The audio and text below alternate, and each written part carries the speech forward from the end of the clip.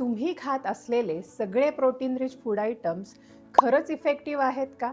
काही protein rich foods fat loss करण्यासाठी मदत करतात, पण काही सायलेंटली फॅट वाढवतात सुद्धा. हे तुम्हाला माहिती आहे? सायन्सनुसार सगळे प्रोटीन रिच फूड सोर्सेस एकसारखा रिझल्ट देत नाहीत. जर तुम्ही चुकीचं प्रोटीन निवडत असाल तर व्यायाम करूनही तुमचं वजन कमी होणार नाही. म्हणूनच आजच्या व्हिडिओमध्ये आपण असे 24 अन्नपदार्थ बघणार आहोत जे तुमचा फॅट लॉस आणि मसल बिल्डिंगचा प्रवास सोपा करणार आहेत. 24 best to worst protein foods for Indians. नमस्कार मंडळी, मी doctor Pooja, founder of doctor Pooja's homeopathy clinic, Kothrud, Pune.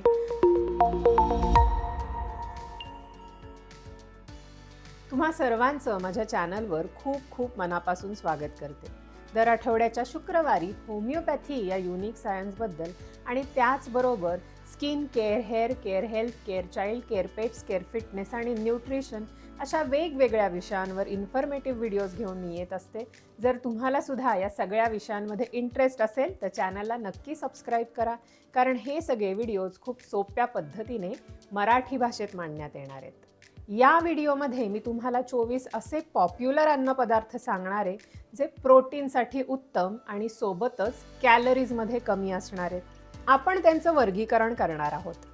S म्हणजे सुपर ते एफ म्हणजे फेल याप्रमाणे. जिमला तर खूप लोक जातात, पण रिझल्ट सगळ्यांनाच मिळत नाही. असं का?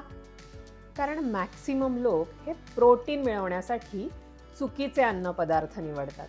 त्यामुळे या व्हिडिओच्या शेवटी तुम्हाला एक संपूर्ण रेडी लिस्ट मिळणार आहे.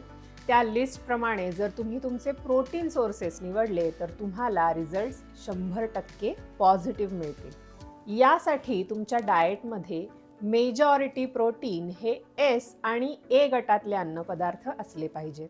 या सगळ्या अन्नपदार्थांचं वर्गीकरण सोप्या पद्धतीने करण्यासाठी मी 2 गोष्टी प्रामुख्याने विचारात घेतल्यात. Number 1, protein quality. उत्तम क्वालिटी असणारे प्रोटीन सोर्सेस. कोणत्याही अन्नपदार्थाची प्रोटीन क्वालिटी आपण चेक करू शकतो. त्यासाठी आपण PDCI स्कोअर वापरतो, जो 0 ते 1 या रेंजमध्ये मोजता येतो. जर PDCI 0.9च्या वर असेल तर त्याचा अर्थ असतो टॉप नॉच प्रोटीन क्वालिटी, सगळ्यात उत्तम प्रतीचं प्रोटीन. हाय क्वालिटी प्रोटीनमध्ये बेसिकली या गोष्टी बघितल्या जातात. पहिलं म्हणजे त्यांचा अमिनो ॲसिड्स प्रोफाईल हा कंप्लीट असतो, आणि दुसरं म्हणजे गुड डायजेस्टिबिलिटी, म्हणजेच ते पचायला सोपे असतात. Number 2, calorie cost. त्यांची कॅलरी कॉस्ट ही नेहमी लो म्हणजे कमीत कमी असली पाहिजे. म्हणजेच काय तर कोणत्याही अन्नपदार्थापासून 25 ग्रॅम प्रोटीन मिळवण्यासाठी तुम्हाला साधारण किती कॅलरीज खाणं गरजेचं आहे हे शोधणं. शरीरात जाणाऱ्या कॅलरीज जितक्या कमी तेवढं उत्तम. 1 ग्रॅम प्रोटीनमध्ये 4 कॅलरीज असतात, मग 25 ग्रॅम प्रोटीनमध्ये ॲटलिस्ट 100 कॅलरीज असणार आहेत. त्यामुळे आपल्याला जर 25 ग्रॅम प्रोटीन हे 200 कॅलरीजपेक्षा कमी कॅलरीज असलेल्या अन्नपदार्थांमधून मिळालं तर ते अन्नपदार्थ सगळ्यात उत्तम असणार आहेत आणि म्हणूनच हे एस गटात मोडतील. 25 ग्रॅम चांगल्या क्वालिटीचं प्रोटीन आपण जितक्या कमी कॅलरीजमधून मिळवू शकू तेवढं आपलं काम सोपं होणार आहे. सगळ्यात आधी जे पदार्थ अजिबात प्रोटीन देणार नाहीत त्यांना आपण या लिस्टमधून काढून टाकणार आहोत. फळे आणि भाज्या यांच्यामध्ये इतक्या कमी प्रमाणात प्रोटीन असतं की आपण याला 0 प्रोटीन फूड्स असं सुद्धा म्हणायला हरकत नाही. 25 ग्रॅम प्रोटीन या गटामधून मिळवण्यासाठी आपल्याला 1 किलो पालक किंवा 1 किलो पेरू एकाच वेळी खावे लागतील. मशरूम्स, ब्रोकोली, आवोकाडो सगळ्यांची स्टोरी सारखीच. त्यामुळे सगळी फळं आणि भाज्या, फळभाज्या, पालेभाज्या डिरेक्टली एफ म्हणजेच फेल गटात मोडणार आहेत. Sorry to say but Popeye was a scam. पुढचा गट आहे दूध आणि डेअरी प्रोडक्ट्स. इथे खूप जण कन्फ्यूज होतात. Let's break it down. दुधामध्ये 2 प्रकारचे प्रोटीन असतात, वे आणि केझिन, आणि हे दोन्ही कंप्लीट प्रोटीन सोर्सेस आहेत. पचायला पण हलके आहेत, त्यामुळे प्रोटीन क्वालिटी ही टॉप नॉच हाय एंड असणारच आहे. दुधाचा PDCAI स्कोर हा 1 आहे, पण फुल फॅट दुधापासून 25 ग्रॅम प्रोटीन मिळवण्यासाठी 650 कॅलरीज लागणार आहेत, जे खूपच महागात जाणार आहे. आणि स्पेशली जर तुम्ही फॅट लॉस डाएटवर फोकस्ड असाल, तर इवन तुम्ही जरी टोन दूध वापरलं, जी निळ्या रंगाची पिशवी असते, 25 ग्रॅम प्रोटीन मिळवण्यासाठी तुम्हाला 400 कॅलरीज लागणार आहेत. हे पण त्या मानाने खूप जास्त आहे. पण तुम्ही जर स्कीम्ड मिल्क घेत असाल, ज्यामधून मोस्ट ऑफ द फॅट हे प्रोसेसिंग करून काढून टाकलेलं असतं, त्यामधून 25 ग्रॅम प्रोटीन तुम्हाला फक्त 250 कॅलरीजमधून मिळणार आहे, जो दुधाच्या सगळ्या प्रकारांपैकी एक चांगला पर्याय आहे. त्यामुळे मी स्कीम दुधाला A गटामध्ये आणि रेग्युलर फुल फॅट आणि टोन दुधाला B गटामध्ये ठेवणार आहे. पुढचं डेअरी प्रोडक्ट आहे दही. दुधापासूनच बनतं, त्यामुळे यात सुद्धा प्रोटीनची क्वालिटी ही नंबर 1 असणार आहे. PDCAI स्कोर पण 1 असणार आहे. पण कॅलरीजबद्दल बोलायचं झालं तर साधारण 25 ग्रॅम प्रोटीन मिळवण्यासाठी शरीरात जाणारे 400 कॅलरीज. त्यामुळे दही साईड डिश किंवा रायता कोशिंबीर म्हणून खाणं जास्त फायद्याचं ठरेल, तुमचा मेन प्रोटीन सोर्स म्हणून नाही. दुधाला फर्मेंट करून अजून एक हाय प्रोटीन दही सुद्धा बनवतात, ग्रीक योगर्ट. आणि आता मात्र यापासून तुम्हाला 25 ग्रॅम प्रोटीन मिळवण्यासाठी फक्त 180 कॅलरीज लागणार आहेत. हे फारच मस्त काम झालं. त्यामुळे ग्रीक योगर्ट जाणारे S गटामध्ये आणि रेग्युलर दही जाणारे B गटामध्ये. पुढे बघूया पनीर. दुधापासून बनतं, त्यामुळे प्रोटीनची क्वालिटी टॉप असणार आहे. PDCAI स्कोर पण 1 असणार आहे.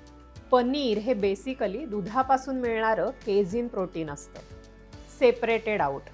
आणि फुल फॅट पनीरमधून 25 ग्रॅम प्रोटीन मिळवण्यासाठी शरीरात जाणाऱ्या कॅलरीज आहेत अंदाजे 420 ते 450. पण जर तुम्ही लो फॅट पनीर खात असाल तर 25 ग्रॅम प्रोटीन मिळवण्यासाठी लागणार आहेत फक्त 180 कॅलरीज. अमेझिंग. शाकाहारी लोकांसाठी हे तर मीठ किंवा नॉन-व्हेज टाईप मॅक्रोज झाले. म्हणून लो फॅट पनीर जाईल S गटामध्ये आणि फुल फॅट पनीर जाणार B गटात. मोस्टली जे पनीर मिठाईच्या दुकानात मिळतं किंवा जे पॅकेज पनीर असतं ते फुल फॅट पनीर असतं. पण प्रत्येक सिटीमध्ये कोणतं ना कोणतं चांगल्या ब्रँडचं लो फॅट पनीर सुद्धा मिळतं. त्यामुळे चेक इट आउट. तुम्ही कोणत्या सिटीमध्ये राहता आणि तिथे कोणतं लो फॅट पनीर मिळतं मला कमेंटमध्ये नक्की कळवा. पुढचं डेअरी प्रोडक्ट आहे वे प्रोटीन. दुधापासून पनीर बनवताना जे राहिलेलं पाणी असतं ते आहे आपलं वे प्रोटीन. ते लिक्विड पुढे फिल्टर करतात आणि एका ठराविक तापमानावर ड्राय करून हाय क्वालिटीची वे प्रोटीन पावडर बनवतात. कॅलरीज बघता तुम्हाला 25 ग्रॅम प्रोटीन मिळणार आहे फक्त 120 कॅलरीजमधून. वे प्रोटीन बेसिकली प्युअर प्रोटीन असतं. कमीत कमी फॅट्स आणि कार्ब्स तुम्हाला यामधून मिळणार आहेत. That's as efficient as it gets. Whey protein straight जाणारे आपल्या सुपर फूड्सच्या S गटामध्ये. वे प्रोटीन सिलेक्ट करण्यापूर्वी या 7 गोष्टी तुम्ही नक्की त्याच्या बॅक लेबलवरती तपासून बघा. सगळ्यात एक्सपेन्सिव्ह पार्ट ऑफ वे हा वे आयसोलेट असतो, कारण तो क्लीन, लाईट आणि इझी टू डायजेस्ट असतो. त्यामुळे वे प्रोटीन ब्लेंड विकत घेणार असाल तर त्यामध्ये ॲटलिस्ट 50% आयसोलेट हे असलंच पाहिजे. बेस्ट किंवा वर्स्ट प्रोटीन पावडर्स ज्या भारतात मिळतात याबद्दल जर तुम्हाला डिटेल व्हिडिओ पाहायचा असेल तर मला कमेंट्समध्ये नक्की कळवा. या विषयाचा फुल्ली रिसर्च बेस्ड व्हिडिओ घेऊन येण्याचा मी नक्कीच प्रयत्न करेन. पुढे जाऊया. पुढचं अन्न आहे स्प्राउट्स. मोड आलेले किंवा अंकुरित कडधान्य. प्रामुख्याने हिरव्या मुगाची डाळ मोड आणून प्रोटीनसाठी वापरली जाते. पण तुम्ही कोणतीही डाळ किंवा कडधान्य, काळे चणे, छोले काहीही वापरा. हे सगळेच पदार्थ न्यूट्रिशन वाईज सारखेच आहेत. आता बघू यामधल्या प्रोटीनची क्वालिटी. कडधान्य लेग्युम्सचा PDCAI स्कोर आहे 0.5 ते 0.7च्या मध्ये. याचा अर्थ कमी दर्जाचं बॅड क्वालिटी प्रोटीन. लेग्युम्स आणि कडधान्याचा अमिनो ॲसिड्स प्रोफाईल हा कंप्लीट नसतो. त्यामध्ये मिथिओनाइन नावाचं अमिनो ॲसिड हे मिसिंग असतं. आणि प्लांट प्रोटीन्स हे व्यवस्थित पूर्णपणे ॲब्सॉर्ब होत नाहीत किंवा डायजेस्ट म्हणजेच पचत नाहीत. स्पेशली ह्यूमन डायजेस्टिव्ह ट्रॅकमध्ये नाही होत.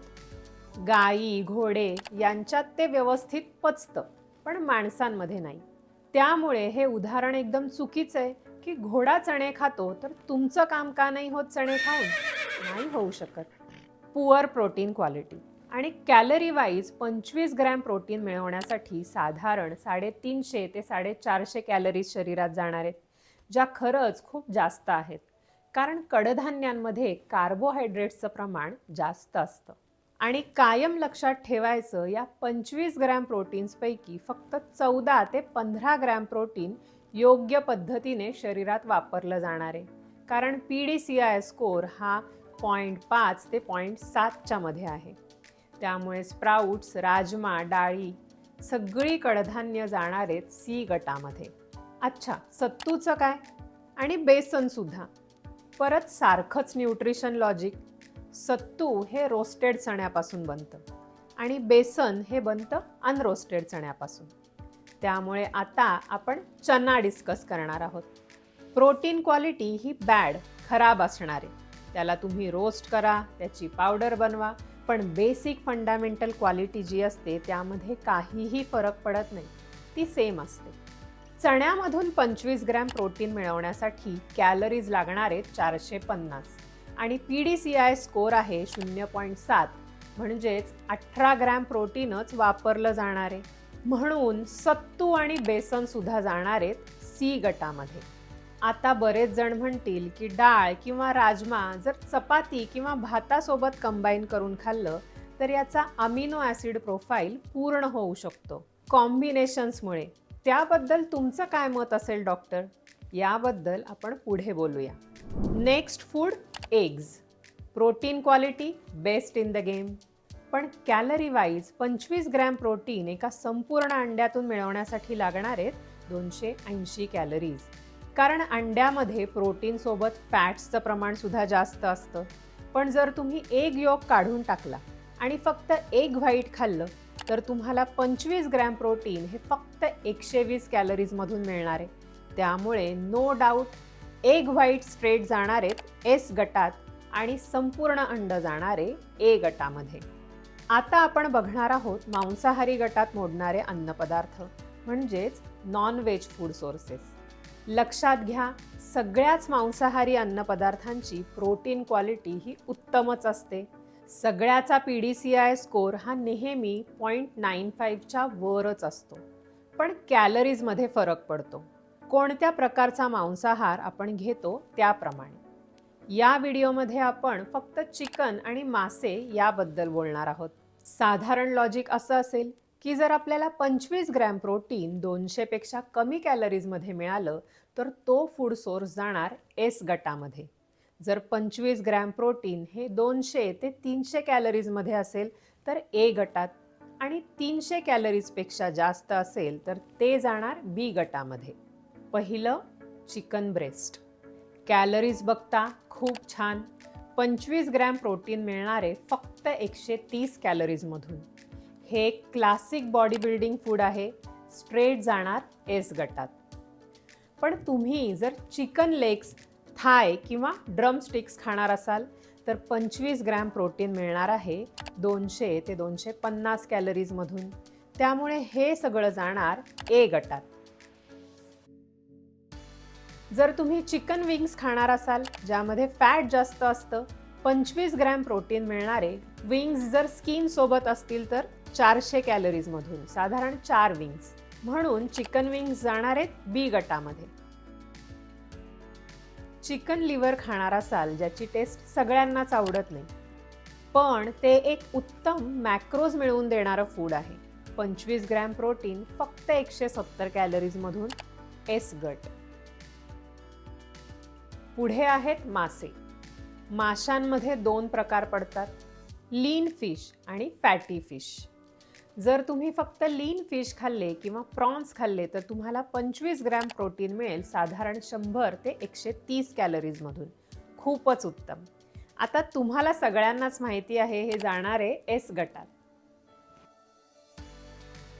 पण जर तुम्ही फॅटी फिश खाल्ले तर 25 ग्रॅम प्रोटीन मिळेल 250 ते 300 कॅलरीजमधून. न्यूट्रियंट्स बघता या गटातल्या माशांमध्ये ओमेगा 3चं प्रमाण खूप जास्त असतं, जो एक खूप मोठा प्लस पॉइंट आहे. फॅटी फिश जाणार आहेत ए गटामध्ये. चलो आता शाकाहारी गटासाठी डिस्कस करूयात धान्य, ग्रेन्स. बाजरी, मिलेट्स, भात ही सगळीच धान्य 60 ते 80% कार्बोहायड्रेट्स आहेत. त्यामुळे 25 ग्रॅम प्रोटीन फक्त धान्यामधून घेणं एक योग्य आयडिया, एक वाईज आयडिया नाहीये. कारण ते गणित जाणारे 700 ते 1000 कॅलरीजच्या घरात. त्यासोबतच प्रोटीन क्वालिटी ही खराब असणार आहे. या सगळ्याचा PDCI स्कोर आहे 0.4 ते 0.6. कारण परत हे एक प्लांट प्रोटीन आहे, त्यामुळे डायजेशन व्यवस्थित होत नाही. दुसरं, अमिनो ॲसिड्स प्रोफाईल पूर्ण नाहीये, यामध्ये लायसिन नसतं. म्हणून ॲज अ प्रोटीन फूड्स सगळीच धान्य सरळ जाणार आहेत डी गटामध्ये. या चार्टमध्ये प्रत्येक धान्याबद्दलची डिटेल माहिती दिली आहे. तुम्ही ती पॉज करून वाचू शकता. किनोवा हे एक नोटिसेबल एक्सेप्शन आहे, कारण किनोवामध्ये अमिनो ॲसिड्स प्रोफाईल हा संपूर्ण असतो, कंप्लीट असतो, जो इतर धान्यांमध्ये नसतो. आणि डिसेंटली ते एक हाय प्रोटीन फूड पण आहे. त्याचा PDCI स्कोर आहे साधारण 0.85. त्यामुळे धान्य या प्रकारामध्ये नक्कीच हे तांदूळ किंवा गहूपेक्षा चांगलंच असणार आहे प्रोटीनबद्दल जर विचार केला तर. पण कॅलरीज बघता 25 ग्रॅम प्रोटीन किनोवामधून मिळवण्यासाठी लागणाऱ्या कॅलरीज आहेत 600. त्यामुळे मी हे सी गटात नाही टाकू शकत. सॉरी, किनोवा डी गटामध्ये जाणारे इतर धान्यांसोबत. पण तुम्ही खिचडी बनवताना तांदळाऐवजी किनोवा नक्कीच वापरू शकता. थोडं प्रोटीन ऑप्टिमाइज होईल, पण यातून सिग्निफिकंट इम्पॅक्ट नाही मिळणारे तुमच्या संपूर्ण दिवसाच्या प्रोटीन टोटल्समध्ये. कॉम्बिनेशन्सबद्दल आता बोलूया. तुम्ही जर डी गटातली धान्य जसं की तांदूळ किंवा किनोवा आणि सी गटातल्या डाळी किंवा राजमा एकत्र घेतले तर प्रोटीन नीड्स पूर्ण होतील का हे बघू. कारण धान्यांमध्ये असतं मिथिओनिन, जे डाळींमध्ये नसतं, आणि डाळींमध्ये असतं लायसिन, जे धान्यांमध्ये नसतं. सो येस, कॉम्बिनेशन्स नक्कीच चांगला पर्याय आहे एक काहीतरी खाण्यापेक्षा. पण यामुळे काही जादुई फरक तुमच्या प्रोटीन इंटेकमध्ये पडणारच नाहीये. कारण 25 gram protein even from the combinations आपल्याला 350 ते 450 कॅलरीजमध्ये पडणार आहे. आणि प्लांट प्रोटीन्समध्ये डायजेस्टिबिलिटी हा नेहमीच एक इश्यू आहे. त्यामुळे त्यांचा PDCI स्कोर तरीसुद्धा 0.7च्या खालीच राहील. त्यामुळे हे कॉम्बिनेशन फूडसुद्धा जाणारे सी गटामध्ये. यामध्ये फक्त एक्सेप्शन आहे प्लांट प्रोटीन पावडर्स, कारण they are engineered to have high digestibility. ते अशा प्रकारे बनवले जातात ज्यामध्ये अमिनो ॲसिड्स प्रोफाईल हा संपूर्ण असेल आणि ज्याचं पचन पूर्णपणे होऊ शकेल. एक परफेक्ट कॉम्बिनेशन बनवतात राईस प्रोटीन आणि पी प्रोटीन्स वापरून 20:80च्या रेशोमध्ये. PDCI स्कोरसुद्धा 1च्या जवळपास असतो. कॅलरीज साधारण 120च्या जवळपास. त्यामुळे प्लांट प्रोटीन पावडर जाणार आहेत एस गटामध्ये. पुढे जाऊया सोया. आत्तापर्यंत आपण समजून घेतलं की प्लांट प्रोटीन्स युजली खराब क्वालिटी प्रोटीन सोर्सेसमध्ये मोडतात. पण सोया हे एक एक्सेप्शन आहे, कारण प्रोटीन क्वालिटी यामध्ये बऱ्यापैकी चांगली असते. अमिनो ॲसिड्स प्रोफाईल संपूर्ण असतो, पचायला उत्तम, गुड डायजेस्टिबिलिटी. PDCI स्कोर आहे 0.9 ते 1च्या रेंजमध्ये. कोणतं सोया प्रोडक्ट आपण खाणार आहोत त्याप्रमाणे. Soya chunks, tofu, tempeh, soybeans, edamame सगळ्यामधून 25 ग्रॅम प्रोटीन मिळवण्यासाठी लागणारे 250 कॅलरीज. त्यामुळे शाकाहारी लोकांसाठी तर हा मुख्य स्टेपल प्रोटीन सोर्स असणार आहे. म्हणून सगळेच सोया अन्नपदार्थ जाणार आहेत ए गटामध्ये. शेवटची कॅटेगरी नट्स अँड सीड्स, जसं की शेंगदाणे, peanut butter, chia seeds, flax seeds, pumpkin seeds वगैरे वगैरे. या सगळ्यांसाठी आपण सारखंच न्यूट्रिशन लॉजिक वापरणार आहोत. नट्स अँड सीड्स हे 50% फॅट्स असणार आहेत आणि प्लांट बेस्ड असल्यामुळे प्रोटीन क्वालिटी टेरिबल असणार आहे. PDCI स्कोअर असतो याचा 0.4 ते 0.5च्या मध्ये. कॅलरी वाईज 25 ग्रॅम प्रोटीन मिळवण्यासाठी जाणारेच 600 ते 900 कॅलरीज. हे तर खूपच महाग प्रकरण आहे. म्हणून सगळे नट्स आणि सीड्स जाणार आहेत डी गटात. ही आहे तुमच्यासमोर संपूर्ण लिस्ट तयार, सगळ्यात उत्तम आणि सगळ्यात खराब प्रोटीन सोर्सेसची.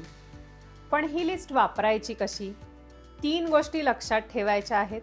पहिलं, तुमचं दररोज लागणारं 75 ते 80% प्रोटीन हे नेहमी पहिल्या 3 गटांमधूनच येणार आहे, S, A आणि B गटातून. कारण हेच आहेत कम्प्लीट आणि हाय क्वालिटी प्रोटीन सोर्सेस, जे खरंच मसल बिल्डिंगसाठी मदत करणार आहेत आणि तुमच्या शरीराला सगळे 9च्या 9 इसेन्शियल अमिनो ॲसिड्स मिळवून देणार आहेत. जर तुम्ही फक्त C, D आणि F गटातल्या अन्नपदार्थांवर अवलंबून असाल तर तुम्हाला चांगले रिझल्ट्स मिळणार नाहीत. तुम्ही प्रोटीन डेफिशियंट राहणार. म्हणजेच रोज जितकं प्रोटीन मिळवणं गरजेचं आहे शरीराला तेवढं मिळवूच शकणार नाही. आणि जरी तेवढं प्रोटीन मिळवण्याचा चांगला प्रयत्न केला तरी तुम्ही तुमच्या कॅलरीज या ओव्हरशूट करणार आहात, जास्त कॅलरीज खाणार, and you will end up getting fat and putting on weight. कारण योग्य प्रमाणात प्रोटीन कमी कॅलरीजमधून मिळवणं हीच तर स्मार्ट मूव्ह आपल्याला फॅट लॉस आणि मसल बिल्डिंगसाठी करायची आहे.